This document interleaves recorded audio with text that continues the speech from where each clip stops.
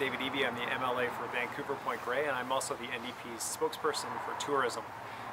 Today I was up in Likely, BC, visiting with local tourism businesses about the impact of the Mount Polley mine disaster on their businesses and what's happening up there. I had the opportunity to meet with 4 tourism-related businesses, and what I heard was very disappointing. The businesses explained how the government had attended, that the Premier had stood with them at a press conference and said that she was going to stand shoulder to shoulder with them, and that the reality on the ground is quite different. Even the basic things that you would expect to have happen after an environmental disaster like this, that there is a plan for monitoring water quality, that there's money for research to make sure that that continues to happen over the life cycle of the salmon who are in the area, that money would be there. That's not there. That there would be a cleanup plan in place.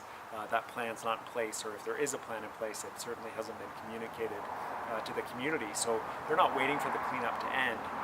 From their perspective, they're waiting for it to begin. And the impact for them in a tourism industry that's very competitive is huge. For one business, they would expect at this time of year 30 bookings for people to come and fish next year, $60,000 in deposits. They haven't had a single booking, and they had just one inquiry, and that inquiry didn't result in a booking as soon as they realized the area of the lodge. So the impact on these businesses has been huge, and they're very frustrated that the government hasn't stepped in to help support them to make sure they don't lose these businesses that their families have built over decades in the area. They're long-time Likely residents, and they feel totally abandoned. And the impact's not just in Likely, it's across the Cariboo, as tourists in Europe don't understand the difference between Likely and Williams Lake and area, and so the impact is dramatic for businesses that are already hit by ferry cuts. So there's been a double whammy, and certainly for the businesses in Likely, the closure of the mine means they also lose the business where they used to provide services to the mine workers in the area.